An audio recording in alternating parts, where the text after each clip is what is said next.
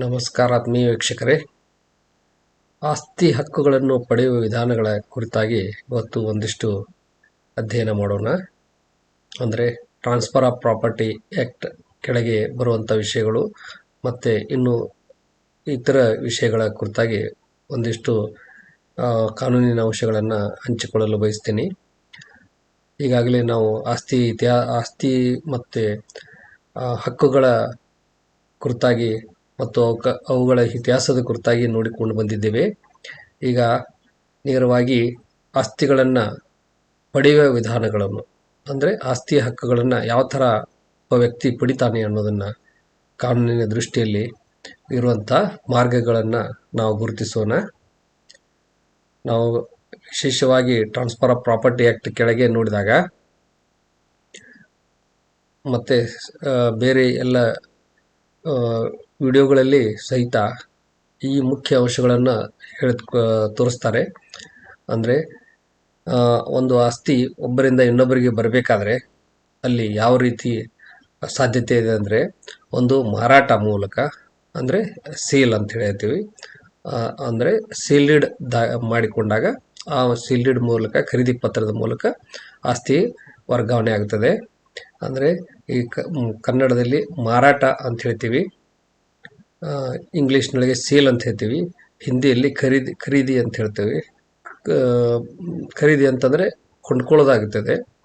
ಆದರೆ ಇಲ್ಲಿ ಕನ್ನಡದಲ್ಲಿ ಮಾರಾಟ ಮತ್ತು ಇಂಗ್ಲೀಷ್ನಲ್ಲಿ ಸೇಲ್ ಅನ್ನೋದು ಒಂದಕ್ಕೊಂದು ಪೂರಕ ಶಬ್ದಗಳಾಗ್ತವೆ. ಸೊ ಆಸ್ತಿಯನ್ನು ಮಾರೋದು, ಒಬ್ಬ ವ್ಯಕ್ತಿ ಇನ್ನೊಬ್ಬ ವ್ಯಕ್ತಿಗೆ ಮಾರಿದಾಗ ಆ ಕೊಂಡುಕೊಂಡ ವ್ಯಕ್ತಿ ಆ ಆಸ್ತಿಯ ಹಕ್ಕನ್ನು ಪಡಿತಾನೆ. ಈ ಕುರಿತಾಗಿ ಮತ್ತೆ ನಾನು ಪ್ರತಿಯೊಂದು ವಿಷಯದ ಕುರಿತಾಗಿ ಪ್ರತ್ಯೇಕವಾಗಿ ಮತ್ತೊಂದು ವಿಡಿಯೋ ಮಾಡಿ ತಿಳಿಸ್ತೀನಿ. ಈಗ ಎರಡನೇದಾಗಿ ಆಸ್ತಿಯ ವರ್ಗಾವಣೆ ಯಾವ ಥರ ಆಗ್ಬೋದು ಅಂತಂದರೆ, ಅಡಮಾನ ಅಂದರೆ ಮಾರ್ಗೇಜ್ ಅಂತ ಹೇಳ್ತೀವಿ. ಅಂದರೆ ಒಬ್ಬ ವ್ಯಕ್ತಿ ತನ್ನ ಆಸ್ತಿ ಹಕ್ಕನ್ನು ಬಿಟ್ಟುಕೊಡದೆ ಒಂದು ಆಸ್ತಿಯ ಕುರಿತಾಗಿ ಕೆಲವೊಂದು ಹಕ್ಕುಗಳನ್ನು ಮಾತ್ರ ಇನ್ನೊಬ್ಬ ವ್ಯಕ್ತಿಗೆ ಕೊಟ್ಟು ಅವನಿಂದ ಒಂದಿಷ್ಟು ಪ್ರತಿಫಲವನ್ನು ಪಡಿತಾನೆ. ಮಾರಾಟ ಮಾಡಿದಾಗ ನೇರವಾಗಿ ಆಸ್ತಿ ಹಕ್ಕು ಇನ್ನೊಬ್ಬನಿಗೆ ಹೋಗಿಬಿಡುತ್ತದೆ ಮತ್ತು ಈ ಮಾರಾಟ ಮಾಡಿದಂಥ ವ್ಯಕ್ತಿಗೆ ಆ ಖರೀದಿದಾರನಿಂದ ಹಣ ಬರ್ತದೆ. ಅದು ಅವನಿಗೆ ಪ್ರತಿಫಲ ಆಗ್ತದೆ. ಹಣ ಬರ್ಬೋದು, ಮತ್ತೇನಾದರೂ ಅದಕ್ಕೆ ಪ್ರತಿಫಲ ಆಗಿ ಕೊಡ್ಬೋದು. ಸೊ ಅಲ್ಲಿ ಕಂಪ್ಲೀಟ್ ಆಗಿ ಅದು ಆಸ್ತಿ ಬೇರೆಯವನ ಕೈ ಸೇರುತ್ತದೆ. ಆದರೆ ಈ ಅಡಮಾನ ಅನ್ನೋದು ಆಸ್ತಿ ಹಕ್ಕು ಪೂರ್ತಿಯಾಗಿ ಇನ್ನೊಬ್ಬ ವ್ಯಕ್ತಿಗೆ ಸೇರುವುದಿಲ್ಲ. ಆದರೆ ಕೆಲವೊಂದು ಹಕ್ಕುಗಳು ಅವಿಗೆ ಸಿಗ್ತವೆ, ಹಕ್ಕು ಮತ್ತು ಹಿತಾಸಕ್ತಿಗಳು ಸಿಗ್ತವೆ. ಅದರ ಕುರಿತಾಗಿ ನಾನು ಮತ್ತೆ ಬೇರೆ ವಿಡಿಯೋದಲ್ಲಿ ತಿಳಿಸ್ತೀನಿ. ಈ ಅಡಮಾನದ ಜೊತೆಗೇ ಇಲ್ಲಿ ಚಾರ್ಜ್ ಅನ್ನೋದು ಬರ್ತದೆ. ತಾವು ಕೇಳಿದಿರಿ, ಈಗ ಬ್ಯಾಂಕಿನಲ್ಲಿ ಸಾಲ ಕೊಡಬೇಕಾದ್ರೆ ಅವರು ಭುಜ ಏರಿಸೋದು ಅಂತೇಳಿ ನಾವು ಮಾತಾಡ್ತೀವಿ. ಸೊ ಅದು ಋಣಭಾರ ಅಥವಾ ಚಾರ್ಜನ್ನು ಕ್ರಿಯೇಟ್ ಮಾಡಿ ಆಸ್ತಿ ಈ ಮಾಲಕನ ಹತ್ತಿರನೇ ಇರ್ತದೆ. ಮತ್ತು ಅಲ್ಲಿ ಆಸ್ತಿಯ ಕುರಿತಾಗಿ ಅವನು ಸಾಲ ತಗೊಂಡಿದ್ರು, ಆಸ್ತಿಗೆ ಮತ್ತು ಆಸ್ತಿಯ ಒಂದು ಅವನ ಅನುಭೋಗಕ್ಕೆ ಯಾವುದೇ ಥರ ಒಂದು ವ್ಯತ್ಯಾಸ ಆಗೋದಿಲ್ಲ. ಆದರೆ ಸಾಲ ತುಂಬದ ಸಂದರ್ಭದಲ್ಲಿ ಭುಜ ಏರಿದ ಕಾರಣಕ್ಕಾಗಿ ಆ ಭುಜದ ಹಕ್ಕನ್ನು ಅವರು ನ್ಯಾಯಾಲಯದ ಮುಖಾಂತರ ಅದನ್ನು ಆಸ್ತಿಯ ಮೇಲೆ ಒಂದು ಹೊಣೆಗಾರಿಕೆಯನ್ನು ಹೇರಿಕೊಂಡು ಅದರಿಂದ ಅವರು ತಮ್ಮ ಸಾಲವನ್ನು ವಸೂಲಿ ಮಾಡುವಂಥ ಅವಕಾಶ ಇಲ್ಲಿ ಬರುತ್ತದೆ. ಇನ್ನು ಮೂರನೇದಾಗಿ ಗುತ್ತಿಗೆ ಅಂತಂದ್ರೆ ಲೀಸ್ ಅಂತ ಹೇಳ್ತೀವಿ. ಸೊ ಲೀಸ್ ಅನ್ನೋದನ್ನ ಒಬ್ಬ ವ್ಯಕ್ತಿ ಇನ್ನೊಬ್ಬ ವ್ಯಕ್ತಿಗೆ ತನ್ನ ಆಸ್ತಿಯನ್ನು ಉಪಯೋಗಕ್ಕೆ ಕೊಡೋದು. ಸೊ ಅದು ಯಾವ ಥರ 11 ತಿಂಗಳು ಯೂಶ್ವಲಿ ಮಾಡ್ತಾರೆ ತಮಗೆ ಗೊತ್ತಿದ್ದಂತೆ. ಯಾಕೆ 12 ತಿಂಗಳು ಮಾಡಿದರೆ ಅಲ್ಲಿ 1 ವರ್ಷ ಆದರೆ ಈ ಸ್ಥಿರಾಸ್ತಿ ಕುರಿತಾಗಿ ಅಲ್ಲಿ ಕಡ್ಡಾಯವಾಗಿ ನೋಂದಣಿ ಮಾಡಬೇಕಾಗ್ತದೆ. ನೋಂದಣಿಯನ್ನು ತಪ್ಪಿಸುವ ಸಲುವಾಗಿ ಅಲ್ಲಿ ಏನು ಮಾಡ್ತಾರೆ, ಈ 11 ತಿಂಗಳ ಕರಾರನ್ನು ಮಾಡಿ 1 ತಿಂಗಳು ಹಾಗೆ ಬಿಡ್ತಾರೆ. ಮತ್ತೆ ಕಂಟಿನ್ಯೂ ಮಾಡಬೇಕಾದ್ರೆ ಮತ್ತೆ 11 ತಿಂಗಳ ಕರಾರನ್ನು ಮಾಡೋದು, ಈ ಥರ ಲೀಸನ್ನು ಮಾಡ್ತಿರ್ತಾರೆ. ಇದರೊಳಗೆ ರೆಂಟ್ ಅಂತ ಬರ್ತದೆ, ಅಂದರೆ ಬಾಡಿಗೆ ಅಂತ ಬರ್ತದೆ. ಸೊ ಇವೆಲ್ಲ ವಿಷಯಗಳನ್ನು ನಾವು ಲೀಸ್ನಲ್ಲಿ ನೋಡ್ಬೋದು. ಈ ಥರನೂ ಆಸ್ತಿಯ ಹಕ್ಕುಗಳನ್ನು ಇನ್ನೊಬ್ಬ ವ್ಯಕ್ತಿಗೆ ವರ್ಗಾಯಿಸಲಾಗ್ತದೆ. ಅಲ್ಲಿ ಪೂರ್ತಿ ಮಾಲೀಕತ್ವ ಸಿಗೋದಿಲ್ಲ, ಆದರೆ ಆಸ್ತಿಯನ್ನು ಅನುಭವಿಸುವಂಥ ಅವಕಾಶ ಅವಾಗಿರ್ತದೆ. ಮತ್ತು ಅದಕ್ಕೆ ಪ್ರತಿಫಲವಾಗಿ ಅವನು ಏನು ಕೊಡ್ತಾನೆ ಅಂತಂದರೆ ಪ್ರತಿ ತಿಂಗಳು ಬಾಡಿಗೆಯನ್ನು ಕೊಡ್ತಾನೆ. ಇನ್ನು ನಾಲ್ಕನೇದಾಗಿ ವಿನಿಮಯ ಅಂತಂದರೆ ಆಸ್ತಿಗಳನ್ನು ಎಕ್ಸ್ಚೇಂಜ್ ಮಾಡ್ಕೊಳ್ಳೋದು, ಒಬ್ಬರಿಗೊಬ್ಬರು ಕೊಟ್ಟು ತೆಗೆದುಕೊಳ್ಳೋದು. ಅಂದರೆ ಒಬ್ಬ ಒಂದು ಹೊಲವನ್ನು ಇನ್ನೊಬ್ಬನಿಗೆ ಕೊಟ್ಟು ಆ ಇನ್ನೊಬ್ಬನ ಹೊಲವನ್ನು ತಾನು ಖರೀದಿ ತಗೊಳ್ಳೋದು, ಅಥವಾ ಮನಿ ಹೊಲವನ್ನು ಚೇಂಜ್ ಮಾಡ್ಬೋದು, ಅಥವಾ ಬೇರೆ ಬೇರೆ ಪ್ರಾಪರ್ಟಿಗಳು ಯಾವುದೇ ಒಂದು ಪ್ರಾಪರ್ಟಿಯನ್ನು ಕೊಟ್ಟು ಮತ್ತು ಇನ್ನೊಂದು ಪ್ರಾಪರ್ಟಿಯನ್ನು ಅಲ್ಲಿ ಪಡೆಯುವುದು ಮತ್ತು ಕೊಡುವುದು ಮಾಡಿದಾಗ ಅಲ್ಲಿ ಏನಾಗ್ತದೆ ವಿನಿಮಯ ಅಂತ ಬರ್ತದೆ. ಇವು ಬಹಳಷ್ಟು ಕಡಿಮೆ ಸಾಧ್ಯತೆ ಇರ್ತವೆ. ಈ ಥರ ವಿನಿಮಯ ವ್ಯವಹಾರಗಳು ಬಹಳ ಕಡಿಮೆ ಆದರೂ ಸಹಿತ ಇದು ಸಹಿತ ಕಾನೂನಿನಲ್ಲಿ ಅವಕಾಶ ಇದೆ. ಈ ವಿನಿಮಯ ಮಾಡಿದಾಗ ಅಲ್ಲಿ ವಿನಿಮಯ ಮಾಡಿಕೊಂಡ ಸಂದರ್ಭದಲ್ಲಿ ಅವ್ರು ಯಾವ ಥರ ಒಪ್ಕೊಂಡಿರ್ತಾರೆ. ಈಗ ಉದಾಹರಣೆಗೆ ಒಂದು ಹೊಲವನ್ನು ಕೊಟ್ಟು ಇನ್ನೊಬ್ಬನು ಒಂದು ಮನೆಯನ್ನು ಕೊಡ್ತಾ ಇದ್ದಾನೆ ಅಂದರೆ ಅವರ ಬೆಲೆ ಸೇಮ್ ಆಗಿದ್ರೆ ಅಲ್ಲಿ ಇಬ್ಬರು ಯಾವುದು ಹಣ ಕೊಡೋದು ತೆಗೆದುಕೊಳ್ಳೋದು ಅವಶ್ಯಕತೆ ಇಲ್ಲ.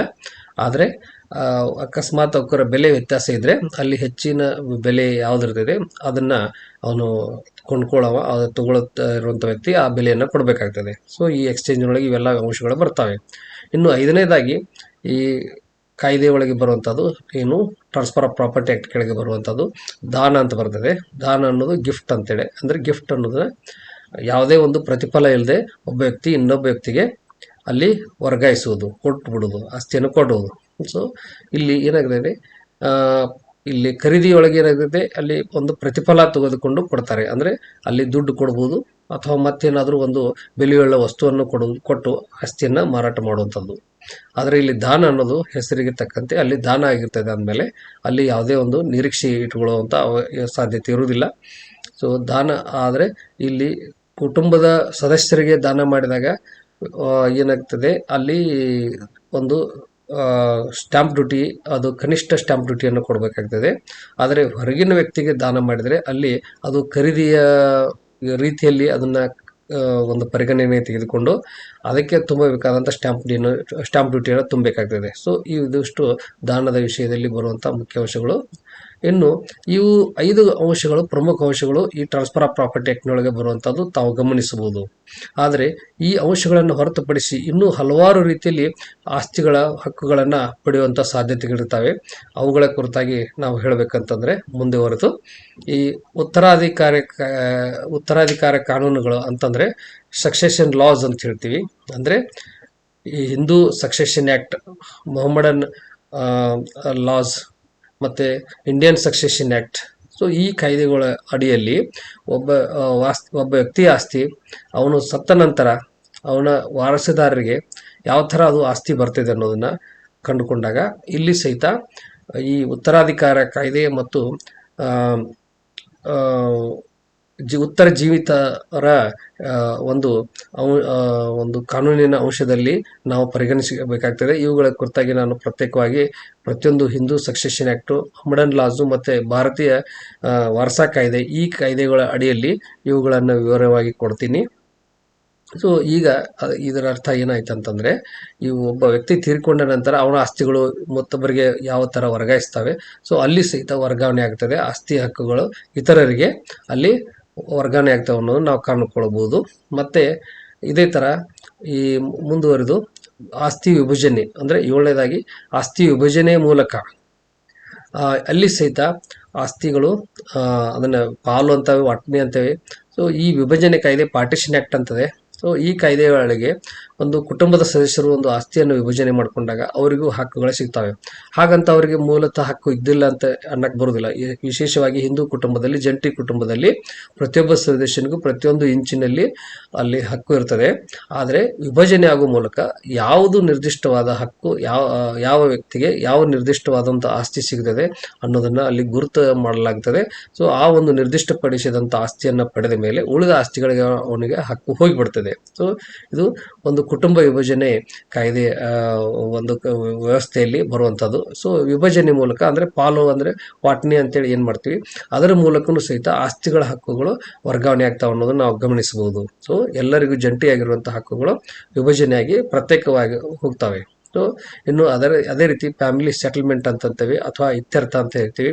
ಅಂದರೆ ಕುಟುಂಬದ ಸದಸ್ಯರ ನಡುವೆ ವಿವಾದವಿದ್ದಾಗ ಒಂದು ಒಪ್ಪಂದಕ್ಕೆ ಬರ್ತಾರೆ, ಒಂದು ಹೊಂದಾಣಿಕೆಗೆ ಬರ್ತಾರೆ. ಅವಾಗ ವಿವಾದವನ್ನು ಇತ್ಯರ್ಥ ಮಾಡಿಕೊಂಡು ಅವರು ಈ ಥರ ಹಂಚಿಕೊಳ್ಳೋಣ ಅಂಥೇಳಿ, ಈ ಥರ ಒಂದು ಹೊಂದಾಣಿಕೆ ಮಾಡ್ಕೊಳ್ಳೋಣ ಅಂಥೇಳಿ ಏನು ಮಾಡ್ಕೋತಾರೆ, ಅದು ಸಹಿತ ಒಂದು ಅರ್ಥದಲ್ಲಿ ಆಸ್ತಿ ಕುರಿತಾಗಿ ಒಂದು ತೀರ್ಮಾನ ಮಾಡ್ಕೊಂಡಿದಾಗ ಅದು ಸಹಿತ ಅದು ವಿಭಜನೆಯ ಒಂದು ಚೌಕಟ್ಟಿನಲ್ಲಿ ಬರ್ತದೆ. ಸೊ ಆವಾಗ ಅದು ಸಹಿತ ಕಾನೂನುಬದ್ಧ ಆಗಿರ್ತದೆ. ಅದರ ಪ್ರಕಾರ ಆಸ್ತಿಗಳ ವರ್ಗಾವಣೆ ಆಗ್ತವೆ, ಆಸ್ತಿಗಳ ಹಕ್ಕುಗಳು ಅಲ್ಲಿ ಬದಲಾವಣೆ ಆಗ್ತವೆ. ಸೊ ಈ ಮೂಲಕನೂ ಆಸ್ತಿಗಳ ಹಕ್ಕುಗಳು ವ್ಯಕ್ತಿಗಳಿಗೆ ದೊರೀತಾವೆ ಅಂತ ಹೇಳ್ಬೋದು. ಇನ್ನು ಇನ್ನೊಂದು ಭಾರತೀಯ ಉತ್ತರಾಧಿಕಾರ ಕಾಯ್ದೆ, ಏನು ವಾರಸಾ ಕಾಯ್ದೆ ಅಂತ ಹೇಳಿದೆ, ಆ ಕಾಯ್ದೆ ಅಡಿಯಲ್ಲಿ ಇನ್ನೊಂದು ಬರುವಂಥ ಪ್ರಮುಖ ಒಂದು ಮಾರ್ಗ ಅಂದರೆ ಮೃತ್ಯು ಪತ್ರ. ಸೊ ಇದು ಟ್ರಾನ್ಸ್ಫರ್ ಆಫ್ ಪ್ರಾಪರ್ಟಿ ಆ್ಯಕ್ಟ್ನೊಳಗೆ ಇದರ ಬಗ್ಗೆ ವಿವರಣೆ ಇಲ್ಲ, ಆದರೆ ಇದು ಪ್ರತ್ಯೇಕವಾಗಿ ಇಂಡಿಯನ್ ಸಕ್ಸೆಷನ್ ಆ್ಯಕ್ಟ್ ಕೆಳಗೆ ಬರ್ತದೆ ಮತ್ತು ಎವಿಡೆನ್ಸ್ ಆ್ಯಕ್ಟ್ನೊಳಗೂ ಬರ್ತದೆ.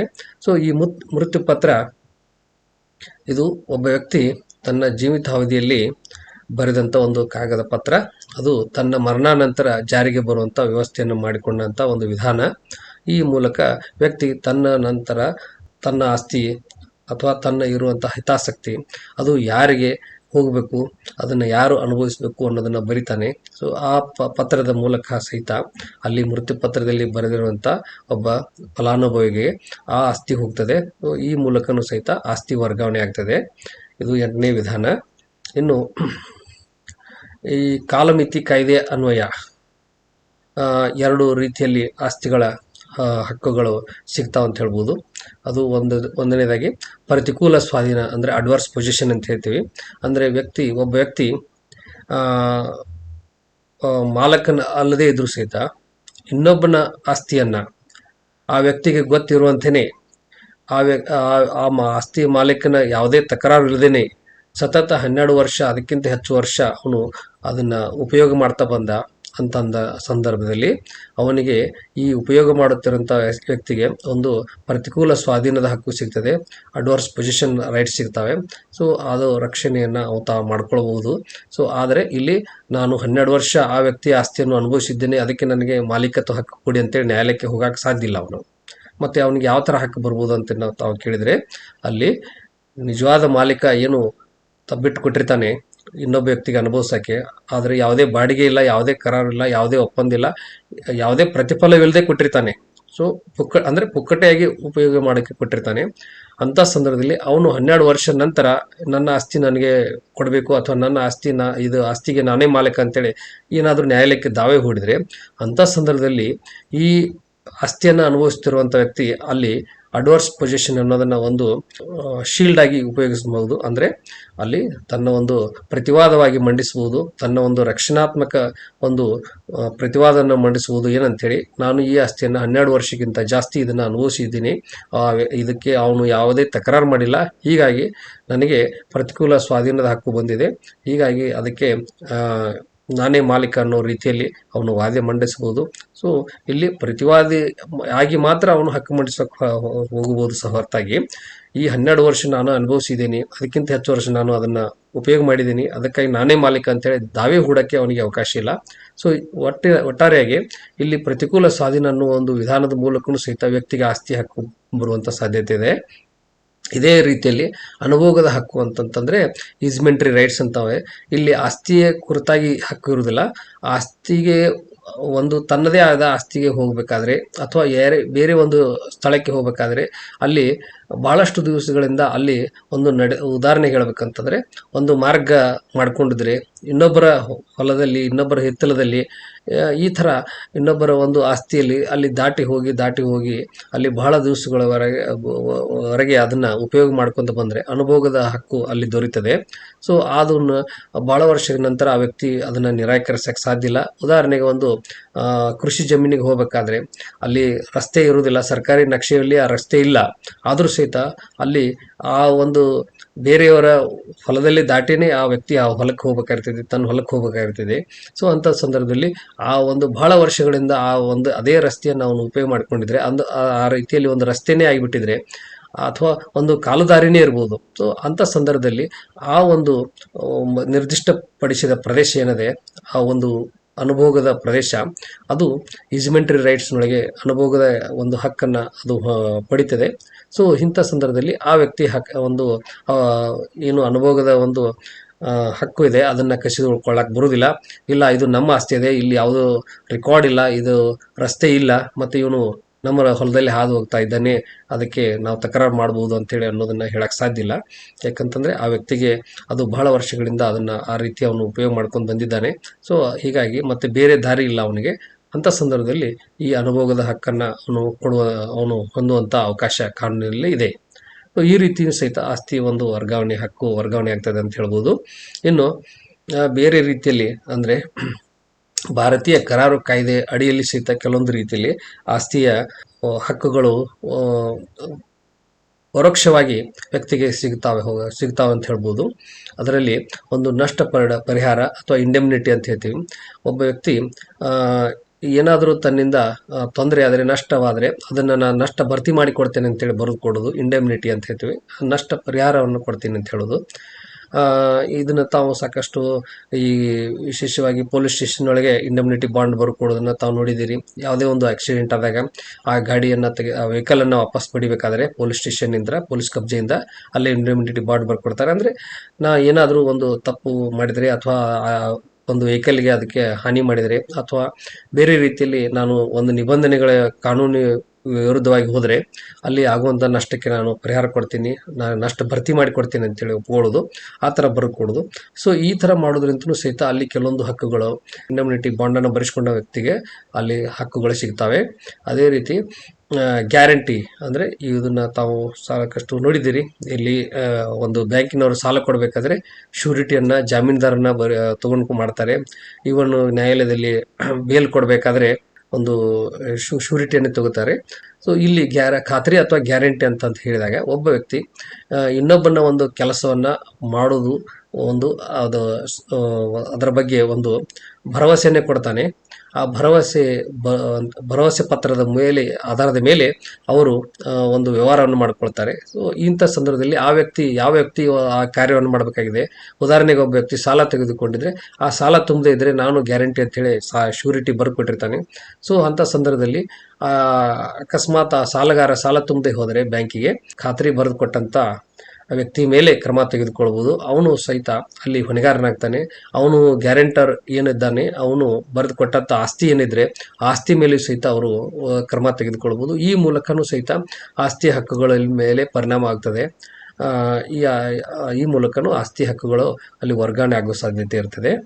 ಇನ್ನು ಬೇಲ್ಮೆಂಟ್ ಅಂದ್ರೆ ಈ ಬೇಲ್ಮೆಂಟ್ನೊಳಗೆ ಇರುವಂತಹ ಶಬ್ದ ಜಾಮೀನು ಅನ್ನೋದು ಇದು ಬೇರೆ ಅರ್ಥ ಕೊಡ್ತಾ ಇದೆ. ಇಲ್ಲಿ ಬೇಲ್ಮೆಂಟ್ ಅಂದ್ರೆ ಬೇಲ್ ಅಥವಾ ಬೇಲ್ಮೆಂಟ್ ಅಂತಂತಂದ್ರೆ ಇಲ್ಲಿ ಒಬ್ಬ ವ್ಯಕ್ತಿ ಇನ್ನೊಬ್ಬ ವ್ಯಕ್ತಿಯ ವಸ್ತುಗಳನ್ನ ಪಡೆದುಕೊಂಡಾಗ ಯಾವುದೇ ರೀತಿಯಲ್ಲಿ, ಅದು ಉದಾಹರಣೆಗೆ ಅಂದ್ರೆ ಒಬ್ಬ ವ್ಯಕ್ತಿ ವಸ್ತು ಕಳ್ಕೊಂಡಿದ್ದಾನೆ, ಆ ವಸ್ತು ಇನ್ನೊಬ್ಬ ವ್ಯಕ್ತಿಗೆ ಸಿಕ್ಕಿದೆ.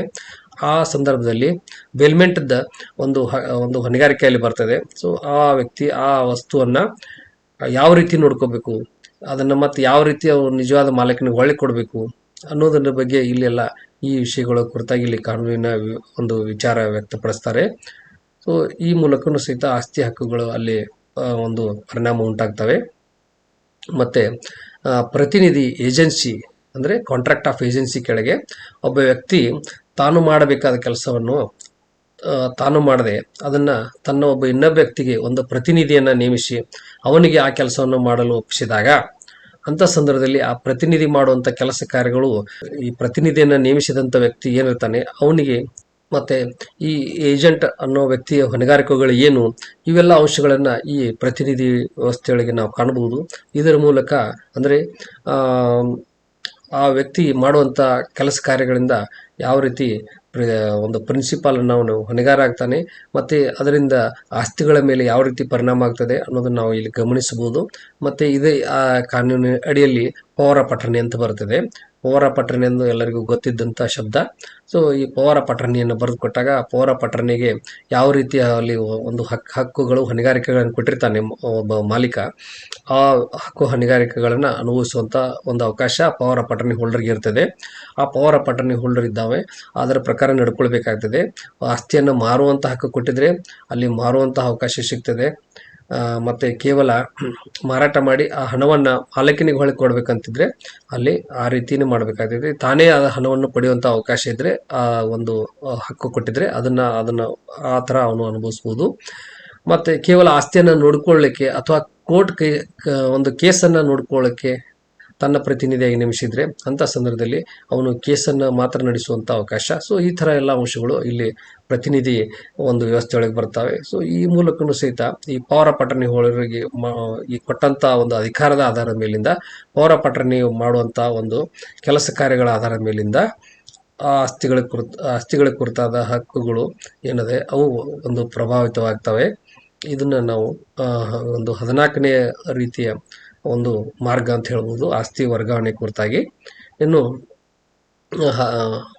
15, 16 ರೀತಿ ಯಾವುವು ಅಂದರೆ ಅವು ಭಾರತೀಯ ಕರಾರು ಕಾಯ್ದೆಯೊಳಗೆ ಬರ್ತವೆ. ಅದರೊಳಗೆ ಕಾಸಿ ಕಾಂಟ್ರಾಕ್ಟ್ಸ್ ಅಂತ ಬರ್ತವೆ, ಭಾಗಶಃ ಒಪ್ಪಂದಗಳಂತ ಬರ್ತವೆ. ಸೊ ಕಾಸಿ ಕಾಂಟ್ರಾಕ್ಟ್ಸ್ ಅಂತಂತಂದರೆ ಇಲ್ಲಿ ಕರಾರುಗಳು ಏನೂ ಇರುವುದಿಲ್ಲ, ಪಕ್ಷಗಾರರ ನಡುವೆ ಯಾವುದೇ ಕರಾರುಗಳು ಇರುವುದಿಲ್ಲ.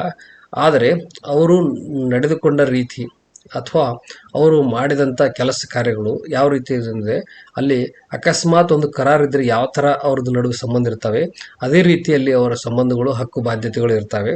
ಸೊ ಈ ಕಾರಣದಿಂದಾಗಿ ಅಲ್ಲಿ ಈ ಅರೆ ಒಪ್ಪಂದಗಳು ಅನ್ನೋದನ್ನು ಅಥವಾ ಕಾಸಿ ಕಾಂಟ್ರಾಕ್ಟ್ಸ್ ಅನ್ನೋದನ್ನು ಒಂದು ಕಾನೂನಿನ ದೃಷ್ಟಿಯಲ್ಲಿ ಅದನ್ನು ಗಮನಿಸಬೇಕಾಗ್ತದೆ, ನ್ಯಾಯಾಲಯ ಗಮನಿಸಬೇಕಾಗ್ತದೆ. ಉದಾಹರಣೆಗೆ ಹೇಳಬೇಕಂತಂದರೆ ಇತ್ತಿತ್ತಲಾಗಿ ತಾವೊಂದು ಪ್ರಕರಣವನ್ನು ದಿನನಿತ್ಯ ನೋಡ್ತಾ ಇದ್ದಾರೆ. ಒಬ್ಬ ಕಾಂಟ್ರಾಕ್ಟರ್ ಅವರು ಒಬ್ಬ ಮಿನಿಸ್ಟರ್ ಹೇಳಿದರೆ ಅಂತೇಳಿ ಒಂದು ಕಾಂಟ್ರಾಕ್ಟ್ ಕೆಲಸ ಮಾಡಿದ್ದಾರೆ, ರಸ್ತೆಗಳನ್ನು ನಿರ್ಮಿಸಿದ್ದಾರೆ. ಸೊ ಆದರೆ ಅಲ್ಲಿ ಒಂದು ವರ್ಕ್ ಆರ್ಡರ್ ಇಲ್ಲ, ಆದರೂ ಮತ್ತು ಟೆಂಡರ್ ಇಲ್ಲ, ಯಾವುದೂ ಇಲ್ಲ. ಆದರೂ ಸಹಿತ ಅವರು ಇನ್ನೊಬ್ಬ ವ್ಯಕ್ತಿ ಹೇಳಿದ ಸೂಚನೆ ಮೇರೆಗೆ ಅವನು ಆ ಕೆಲಸ ಮಾಡಿದ್ದಾನೆ. ಆದರೆ ಅಲ್ಲಿ ಆ ವ್ಯಕ್ತಿ ಆ ಕೆಲಸವನ್ನು ಒಕ್ಸಟ್ಟೆಯಾಗಿ ದಾನವಾಗಿ ಮಾಡಬೇಕಂತ ಮಾಡಿಲ್ಲ, ಅಲ್ಲಿ ಅದರಿಂದ ಒಂದು ಪ್ರತಿಫಲ ಬರ್ತದೆ ಅಂತ ಇಟ್ಕೊಂಡು ಮಾಡಿದ್ದಾನೆ. ಸೊ ಇಲ್ಲಿ ಆದರೆ ಅಲ್ಲಿ ಒಪ್ಪಂದ ಇಲ್ಲ, ಕರಾರು ಇಲ್ಲ. ಆದರೂ ಸಹಿತ ಕಾನೂನಿನ ಪ್ರಕಾರ ಅಲ್ಲಿ ಪಕ್ಷಗಾರರು ನಡೆದುಕೊಂಡ ರೀತಿಗಳು ಕಾನೂನಿನ ಒಂದು ರೀತಿಯಲ್ಲಿಯೇ ಒಂದು ಕರಾರು ಮಾಡಿಕೊಳ್ಳಬೇಕು ಅನ್ನೋ ರೀತಿಯಲ್ಲಿ ವರ್ತಿಸಿದ್ದಾರೆ. ಸೊ ಹೀಗಾಗಿ ಅಲ್ಲಿ ಆ ಒಂದು ಅರೆ ಒಪ್ಪಂದಗಳನ್ನು ಒಂದು ಕಾನೂನಿನ ದೃಷ್ಟಿಯಲ್ಲಿ ಅದಕ್ಕೆ ಒಂದು ಕಾನೂನಿನ ಕರಾರಿನ ಒಂದು ಚೌಕಟ್ಟನ್ನು ಕಾನೂನೇ ಒದಗಿಸಿಕೊಡ್ತದೆ. ಆ ಮೂಲಕ ಪಕ್ಷಗಾರರ ಹಿತಾಸಕ್ತಿಗಳನ್ನು ನ್ಯಾಯಾಲಯ ಕಾಪಾಡಕ್ಕೆ ನೋಡ್ತದೆ. ಸೊ ಈ ಥರ ಒಂದು ಉದಾಹರಣೆ ಇದೇ ರೀತಿ ಇನ್ನೊಂದು ಉದಾಹರಣೆ ಹೇಳಬೇಕಂತಂದರೆ ಒಬ್ಬ ವ್ಯಕ್ತಿ ಒಂದು ವಸ್ತುವನ್ನು ಕಳ್ಕೊಂಡಿರ್ತಾನೆ, ಅದನ್ನು ಇನ್ನೊಬ್ಬ ವ್ಯಕ್ತಿ ಸಿಕ್ಕಿರ್ತದೆ. ಆ ಇನ್ನೊಬ್ಬ ವ್ಯಕ್ತಿ ಸಿಕ್ಕವನು ಅದನ್ನು ತಂದೆ ಆಸ್ತಿ ಅಂತ ಅನ್ನಕ್ಕೆ ಬರೋದಿಲ್ಲ, ತಂದೆ ವಸ್ತು ಅಂತ ಅನ್ನಕ್ಕೆ ಬರೋದಿಲ್ಲ. ಸೊ ನಿಜವಾದ ಮಾಲಕ ಯಾವ ಇರ್ತಾನೆ ಅವನು ಹುಡುಕಿ ಅವರಿಗೆ ಕೊಡಬೇಕಂತ ಹೇಳಿದ್ರು ಕಾನೂನು ದೃಷ್ಟಿಯೊಳಗೆ. ಯಾಕಂತಂದರೆ ಅಲ್ಲಿ ಯಾರು ವಿನಾಕಾರಣ ಅಥವಾ ಪುಕ್ಸಟ್ಟೆಯಾಗಿ ಶ್ರೀಮಂತರಾಗುವುದನ್ನು ಕಾನೂನು ಬಯಸೋದಿಲ್ಲ. ಇನ್ನೊಬ್ಬರಿಗೆ ಹಾನಿ ಮಾಡಿ ಒಬ್ಬ ವ್ಯಕ್ತಿ ಲಾಭವನ್ನು ಪಡೆಯುವಂಥದ್ದು ಅಲ್ಲಿ ಕಾನೂನಿನೊಳಗೆ ಅವಕಾಶ ಇಲ್ಲ. ಸೊ ಹೀಗಾಗಿ ಇಲ್ಲಿ ಒಪ್ಪಂದಗಳು ಇಲ್ಲದೇ ಇದ್ರೂ ಸಹಿತ ಕಾನೂನಿನ ದೃಷ್ಟಿಯೊಳಗೆ ಅಲ್ಲಿ ಒಂದು ಒಪ್ಪಂದ ಇದೆ ಅಂತೇಳಿ ನ್ಯಾಯಾಲಯ ಒಂದು ಪರಿಗಣಿಸಿ ಅಲ್ಲಿ ಅವರ ಹಕ್ಕು ಬಾಧ್ಯತೆಗಳನ್ನು ನಿರ್ಧರಿಸುವಂಥ ಒಂದು ಅವಕಾಶ ಕಾನೂನಿಗಿದೆ. ಸೊ ಈ ಮೂಲಕನೂ ಸಹಿತ ಅಲ್ಲಿ ಇಂಥ ಸಂದರ್ಭದಲ್ಲಿ ಪಕ್ಷಗಾರರ ನಡುವೆ ಆಗಿರುವಂಥ ವ್ಯವಹಾರಗಳ ಮತ್ತು ವರ್ತನೆಗಳ ಮತ್ತು ಕೆಲಸ ಕಾರ್ಯಗಳ ಸಂಬಂಧಿಸಿದಂತೆ ಯಾವ ಆಸ್ತಿಗಳಿರ್ತವೆ ಆ ಆಸ್ತಿಗಳಿಗೂ ಸಹಿತ ಏನು ಹೊಣೆಗಾರಿಕೆಗಳು ಬರ್ತವೆ ಅವು ಇಲ್ಲಿ ಪರಿಣಾಮವನ್ನು ಹೊಂದಿರ್ತವೆ ಅನ್ನೋದನ್ನು ಗಮನಿಸ್ಬೋದು. ಇನ್ನು ಭಾಗಶಃ ಒಪ್ಪಂದಗಳು ಅಂತಂದರೆ ಪಾರ್ಟ್ ಪರ್ಫಾರ್ಮೆನ್ಸ್ ಅಂದರೆ ಇಲ್ಲಿ ಒಂದು ಒಪ್ಪಂದಗಳು ಪೂರ್ತಿಯಾಗಿ ನೆರವೇರುವುದಿಲ್ಲ. ಸೊ ಅಂಥ ಸಂದರ್ಭದಲ್ಲಿ ಅರ್ಧ ಒಪ್ಪಂದ ಆಗಿರ್ತದೆ, ಹೆಚ್ಚು ಕಡಿಮೆ ಸ್ವಲ್ಪ ಮಾಡಿರ್ತಾರೆ, ಕಂಪ್ಲೀಟ್ ವ್ಯವಹಾರ ಮಾಡಿರೋದಿಲ್ಲ. ಅಂಥ ಸಂದರ್ಭದಲ್ಲಿ ಸಹಿತ ಅದನ್ನು ಕಂಪ್ಲೀಟಾಗಿ ಮಾಡುವಂಥದ್ದು. ಉದಾಹರಣೆಗೆ ಹೇಳಬೇಕಂತಂದರೆ ಒಬ್ಬ ವ್ಯಕ್ತಿ ನಾನು 1 ಎಕರೆ ಜಮೀನು ಬರ್ಕೊಡ್ತೇನೆ ಅಂತ ಹೇಳಿರ್ತಾನೆ. ಆದರೆ ಅವನು 1 ಎಕರೆ ಜಮೀನು ಮಾಲಕ್ಕೆ ಇರುವುದಿಲ್ಲ. ಭವಿಷ್ಯದಲ್ಲಿ ನಾನು 1 ಎಕರೆ ಮಾಲಕ ಆಗಬಹುದು ಅಂತ ಒಂದು ಕಲ್ಪನೆ ಮೇಲೆಗೆ ಅಥವಾ ಯಾವುದೋ ಒಂದು ಸಾಧ್ಯತೆಯ ಮೇಲೆಗೆ ಅವನು ಹೇಳಿರ್ತಾನೆ. ನಾನು ಸರ್ಕಾರದಿಂದ ಅದು ನನಗೆ ಗ್ರ್ಯಾಂಟ್ ಬರ್ತದೆ ಅಂತ ಹೇಳ್ಬೋದು, ಅಥವಾ ಬೇರೆ ಒಂದು ವಿಭಜನೆ ಮೂಲಕ ನನಗೆ ಆಸ್ತಿ ಬರ್ತದೆ ಅಂತ ಹೇಳ್ಬೋದು, ಅಥವಾ ಇನ್ನೊಬ್ಬ ವ್ಯಕ್ತಿ ತೀರ್ಕೊಂಡ್ರೆ ನನಗೆ ಆ ಆಸ್ತಿಯೊಳಗೆ ಪೂರ್ತಿ ಪಾಲು ಬರ್ತದೆ ಅಂತ ಹೇಳಿರ್ಬೋದು. ಈ ಥರ ಯಾವುದೋ ಒಂದು ಆಧಾರದ ಮೇಲೆ ಅವನು ಒಪ್ಪಂದ ಮಾಡಿರ್ಬೋದು. ಅಂಥ ಸಂದರ್ಭದಲ್ಲಿ ಅದು ಸಂಪೂರ್ಣವಾದ ಒಪ್ಪಂದ ಆಗಿರುವುದಿಲ್ಲ. ಆದರೆ ತದನಂತರ ಅವನಿಗೆ ಆ ಥರ ಪೂರ್ತಿ ಹಕ್ಕು ಸಿಕ್ಕರೆ ಅಂಥ ಸಂದರ್ಭದಲ್ಲಿ ಅವನು ತಾನು ಮೊದಲು ನೀಡಿದ ರೀತಿಯಲ್ಲಿ ಒಪ್ಪಂದದ ಪ್ರಕಾರ ಆ ಆಸ್ತಿಯನ್ನು ಅವನು ಇನ್ನೊಬ್ಬ ವ್ಯಕ್ತಿಗೆ ಯಾವನಿಗೆ ಬರೆದು ಕೊಟ್ಟಿರ್ತಾನೆ ಆ ವ್ಯಕ್ತಿಗೆ ಆಸ್ತಿಯನ್ನು ಬರೆದು ಕೊಡಬೇಕಾಗ್ತದೆ. ಅಲ್ಲಿ ಇಲ್ಲ ನಾನು ಒಪ್ಪಂದ ಬರೆದು ಕೊಡೋ ಸಂದರ್ಭದಲ್ಲಿ ನನಗೆ ಆ ಆಸ್ತಿ ಕುರಿತಾಗಿ ಹಕ್ಕಿದಿರಲಿಲ್ಲ, ಅದಕ್ಕೆ ನಾನು ಆ ಒಪ್ಪಂದಕ್ಕೆ ಹೊಣೆಗಾರನ ಅಲ್ಲ ಅಂತ ಹೇಳಕ್ಕೆ ಸಾಧ್ಯ ಇಲ್ಲ. ಇದು ಈ ಥರ. ಮತ್ತು ಇನ್ನೊಂದು ರೀತಿಯಲ್ಲಿ ಒಂದು ಕರಾರನ್ನು ಒಪ್ಪಂದ ಮಾಡಿಕೊಂಡು ಆದರೆ ಒಪ್ಪಂದದ ಪ್ರಕಾರ ಅಲ್ಲಿ ಒಂದು ಹಣಕಾಸಿನ ವರ್ಗಾವಣೆ ಆಗಿರುವುದಿಲ್ಲ, ಸ್ವಲ್ಪ ವರ್ಗಾವಣೆ ಆಗಿದೆ, ಅಥವಾ ಮತ್ತೆ ಯಾವುದೇ ಒಂದು ಹೊಣೆಗಾರಿಕೆ ಇದ್ದರೆ ಅದನ್ನು ಸ್ವಲ್ಪ ಭಾಗವಾಗಿ ಮಾಡಿರ್ತಾರೆ. ಅಂಥ ಸಂದರ್ಭದಲ್ಲಿ ಉಳಿದ ಭಾಗವನ್ನು ಮಾಡಲಿಕ್ಕೆ ಉಳಿದ ಒಂದು ಒಪ್ಪಂದದ ಭಾಗವನ್ನು ನೆರವೇರಿಸಲಿಕ್ಕೆ ಅಲ್ಲಿ ಸಹಿತ ಸ್ಪೆಸಿಫಿಕ್ ಪರ್ಫಾರ್ಮೆನ್ಸ್ ಆಫ್ ಕಾಂಟ್ರಾಕ್ಟ್ ಕೆಳಗೆ ಅಲ್ಲಿ ಒಂದು ದಾವೆಯನ್ನು ಹೂಡಿ ಆ ಭಾಗಶಃ ಒಪ್ಪಂದಗಳನ್ನು ಪೂರ್ಣಶಃ ಒಪ್ಪಂದಗಳಾಗಿ ಪರಿವರ್ತಿಸಿ ನ್ಯಾಯಾಲಯದಿಂದ ಹಕ್ಕನ್ನು ಪಡೆಯುವಂಥ ಅವಕಾಶ ಇದೆ. ಸೊ ಈ ಒಂದು ವಿಧಾನದ ಮೂಲಕ ತಾವು ಒಂದು ಆಸ್ತಿಯ ಕುರಿತಾಗಿ ಹಕ್ಕುಗಳ ಬದಲಾವಣೆ ಆಗ್ತಾವೆ ಅಂತ ಹೇಳ್ಬೋದು.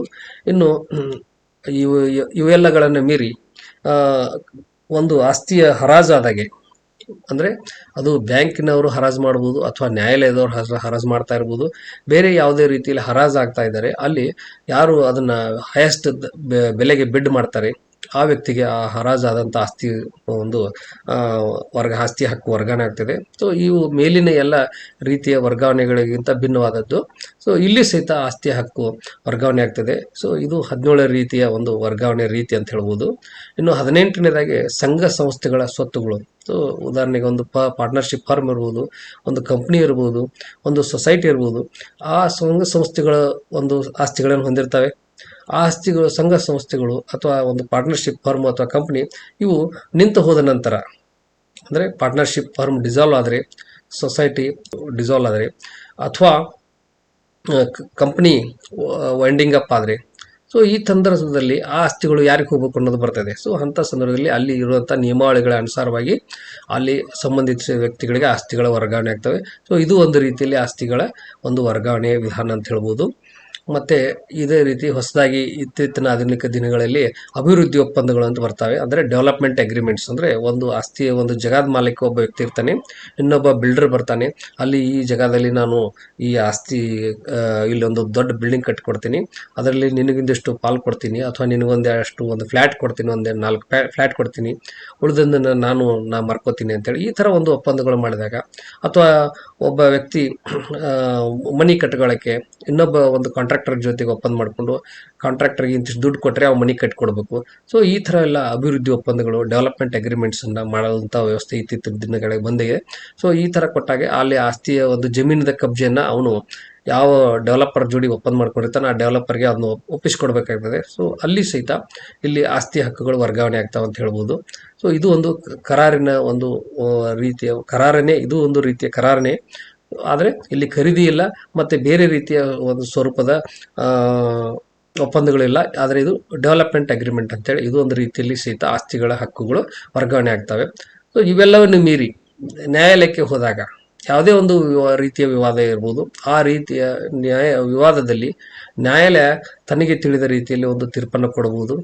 ಉದಾಹರಣೆಗೆ ಒಬ್ಬ ಅತಿಕ್ರಮಣದ ಪ್ರಕರಣ ಅಥವಾ ಒಂದು ವಾಟ್ನಿ ದಾವೆ ಇರ್ಬೋದು, ಅಥವಾ ಖರೀದಿ ಕರಾರದ ಪ್ರಕಾರ ಒಂದು ದಾವೆ ಇರ್ಬೋದು, ಒಂದು ಲ್ಯಾಂಡ್ ರಿಫಾರ್ಮ್ ಕಾಯ್ದೆಯೊಳಗೆ ಒಬ್ಬ ಟೆನೆನ್ಸಿ ಡಿಸ್ಪ್ಯೂಟ್ ಇದ್ರೆ ಅಲ್ಲಿ ಸಹಿತ ಯಾರು ಟೆನೆಂಟನ್ನೇ ಅಲ್ಲಿ ಆಕ್ಯುಪೆನ್ಸಿ ರೇಟ್ ಸಿಗ್ಬೋದು. ಸೊ ಈ ಥರ ಹಲವಾರು ರೀತಿಯಲ್ಲಿ ಆಸ್ತಿಗಳ ವರ್ಗಾವಣೆಗಳು, ಆಸ್ತಿ ಹಕ್ಕುಗಳು ಬದಲಾವಣೆ ಆಗ್ತವೆ ಅನ್ನೋದನ್ನು ನಾವು ಕಂಡುಕೊಳ್ಬೋದು. ಸೊ ಇದು ಕಂಪ್ಲೀಟ್ ಆದಂಥ ಒಂದು ಪಿಕ್ಚರ್ ಅಲ್ಲದೆ ಇರ್ಬೋದು ಈ ಆಸ್ತಿಗಳ ವರ್ಗಾವಣೆ ಕುರಿತಾಗಿ. ಆದರೆ ಬಹುಮುಖ್ಯವಾದ ಒಂದು ವಿಧಾನಗಳು ಅಂತ ಹೇಳ್ಬೋದು. ಸೊ ಇದು ಒಂದು ಆಸ್ತಿ ವರ್ಗಾವಣೆ ಕುರಿತಾಗಿರುವಂಥ ಒಂದಿಷ್ಟು ಮಾಹಿತಿ ಅಂತ ನಾನು ಹೇಳಬಯಸ್ತೀನಿ. ಮತ್ತು ಇವುಗಳ ಕುರಿತಾಗಿ ಪ್ರತಿಯೊಂದು ಅಂಶದ ಕುರಿತಾಗಿ ನಾನು ಮುಂದಿನ ವಿಡಿಯೋಗಳಲ್ಲಿ ವಿವರಣಾತ್ಮಕವಾಗಿ ಪ್ರತ್ಯೇಕವಾಗಿ ಪ್ರತಿಯೊಂದು ವಿಷಯದ ಕುರಿತಾಗಿ ವಿಡಿಯೋ ಮಾಡಿ ತಮಗೆ ತಿಳಿಸುವಂಥ ಪ್ರಯತ್ನ ಮಾಡ್ತೀನಿ. ಧನ್ಯವಾದಗಳು.